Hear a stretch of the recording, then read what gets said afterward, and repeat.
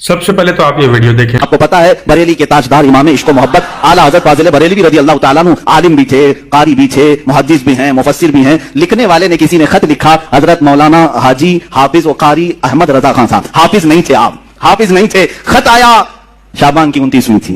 आपने देखा कि मेरे नाम पर हाफिज भी इसने लिख दिया। लोग अगर मेरे बारे में गुमान करते हैं कि मैं हाफिज हूं तो क्यों ना हिफ्ज शुरू करूं। फरमाते हैं कि रोजाना फिर आपने कुरान उठाया और फजर के बाद तिलावत शुरू करते, एक पारा तिलावत करते बल्कि याद करके रात को तरावी में सुना देते हैं। जब तीसरी तरावी आई तो आला हजरत हाफिज कुरान भी हो चुके थे। हजरत फरमाते हैं मुझे लोग हाफिज कहना शुरू हो गए हैं।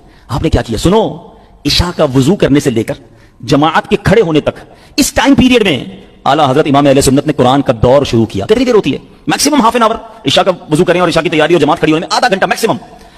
रोजाना इस आधे घंटे कमो बेश दौर में आला हजरत एक पारा याद फरमा लेते हैं। 7 घंटे में हाफिज कुरान बनने वाला कोई और नहीं, 10 शुब्बात 1272 हिजरी 14 जून 1856 ईस्वी में नकी अली खां की पीर से तसर्रुफात की कवर के लेता हुआ बरेली की धरती पर सुन्नियत की आन बान शान इमाम अहमद रजा खान की कुरान उठाया और फजर के बाद तिलावत शुरू करते। आपने क्या किया? सुनो, इशा का वजू करने से लेकर जमात के खड़े होने तक इस टाइम पीरियड में आला हजरत इमाम अहले सुन्नत ने कुरान का दौर शुरू किया। 7 घंटे में हाफिज कुरान बनने वाला कोई और नहीं, 10 इमाम अहमद रजा खान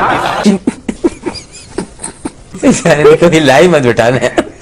यार मेरा आवाम से सीधा साधा सवाल है, आप किस पर ईमान रखते हैं? अल्लाह पर, नबी पाक सल्लल्लाहु अलैहि वसल्लम की तालीमात पर और आप अलैहिस्सलाम पर, तमाम पैगंबरों पर, कुरान मजीद जैसे अफजल किताब पर और अल्लाह के नबी के घराने पर और उनके सहाबा पर। यही सारे सच्चे लोग हैं। आप अलैहिस्सलाम ने पूरी रात जाग के इबादत करना, जिसमें नींदों को भी आप कुर्बान कर रहे हैं, जानबूझ के नहीं सो रहे, 2-2 दिन तक आप खाली पेट हैं, इबादत में मशगूल हैं, तो आप अलैहिस्सलाम ने इन चीजों से मना फरमाया है कि आप खुद को अजियत दें, पूरी रात जागें। आप तब तक इबादत करें जाग के जब तक आपको नींद नहीं आती। नींद आने लगी है तो आप सो जाएं। दीन में कोई मुश्किल नहीं है। फिर किसी भी जगह पे अल्लाह के नबी ने ये नहीं फरमाया कि एक सहाबी के पास, एक वली के पास या एक ताबी के पास इतनी ताकत है या फ्यूचर में मार्केट में ये ताकत आ जाएगी कि वो चंद घंटों में एक पारे का हाफिज हो जाएगा। मिंबर रसूल से बैठ के अल्लाह रसूल का दीन नहीं बता रहे, उनकी तालीमात, उनकी खिदमत नहीं बता रहे। बस फाजिल बरेलवी, आला हजरत गौस पाक अब्दुल कादिर जिलानी फलां पे फलां पे फलां पे, तो इनका दीन से कोई ताल्लुक नहीं है। इनको जब आप सुना करो ना, जब ये चीजें मतलब आप देखो किसी प्लेटफॉर्म से सुनो तो साथ कोई और काम करने लग जाया करो। लूडो खेल लो, घर की सफाई सुथराई करता रहा करो ऊंची आवाज में चला के,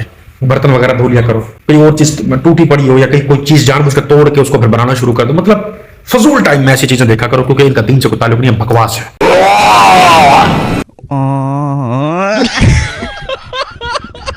मेरे इमाम से सवाल हुआ कि हुजूर ये बताइए कि क़यामत कब आएगी? जल्दी बोल, कल सुबह और इसी इल्म जफर का आपने सहारा लिया और आप रहीमहुल्लाह ने फरमाया, फकीर की तहकीक ये है कि 1838 में रुए जमीन से इस्लाम खत्म हो जाएगा।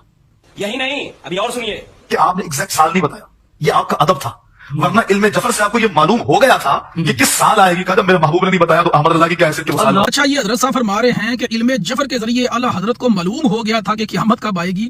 हालांकि सूरतुल आराफ में अल्लाह ताला ने फरमाया कि ए रसूल, लोग आपसे क़यामत के बारे में पूछते हैं कि वो कब बर्पा होगी। आप इनसे कह दीजिए कि इसका इल्म तो सिर्फ मेरे रब के पास है, वही इसे अपने वक्त पर खोल कर दिखाएगा और कोई नहीं। वो आसमानों और जमीन में बहुत बारी चीज है, जब आएगी तो तुम्हारे पास अचानक आ जाएगी। ये लोग तुमसे इस तरह पूछते हैं जैसे आपने इसकी मुकम्मल तहकीक कर रखी है। आप कह दीजिए कि इसका इल्म सिर्फ और सिर्फ अल्लाह के पास है, लेकिन अक्सर लोग इस बात को नहीं जानते। और एक दूसरे मकाम पर भी अल्लाह ताला ने फरमाया कि गैब की 5 कुंजियां हैं जिसको अल्लाह के सिवा कोई नहीं जानता, उसमें भी एक क़यामत का इल्म है।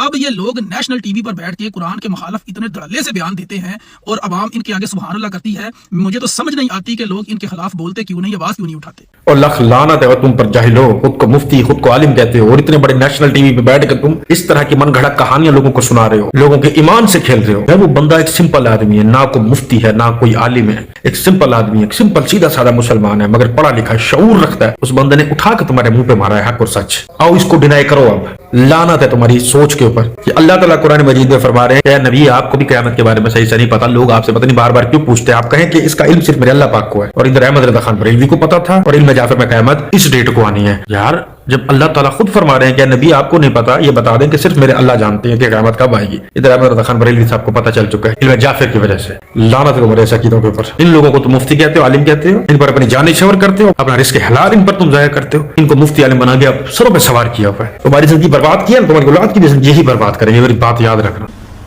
करते कैसे हो ये सब? रब जी तुसी दाता हो, रब जी हाजत रवा तुसी हो, रब जी मुश्किल कुशा तुसी हो, रब जी दस्तगीर तुसी हो। रब दी कसम उठा के कहना वा, जड़ा रब नु छड़ के दुनिया ते दाते बनाएगा रब जलील कर देगा। और दूसरा प्रोग्राम, दूसरी महफिल रब्बुल आलमीन ने मुनक्कद फरमाई है कुरान दा सदाए वा।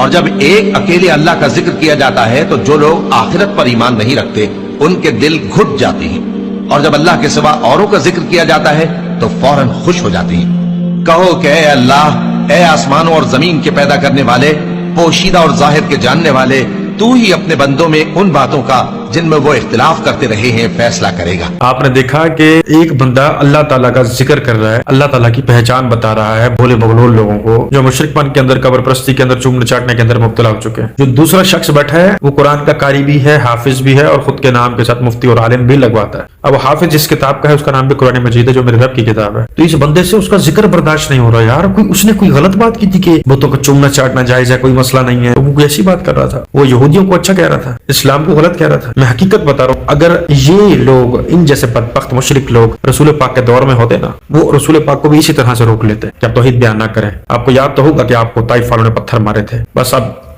समझदार के लिए इशारा काफी है। बात तो सही है। त्रै मर्तबा हजरत अबू बकर ने पूछा या रसूल अल्लाह सिरात मुस्तकीम क्या है, ते त्रै बारी हसनैन दे नाना फरमाया बह जाओ।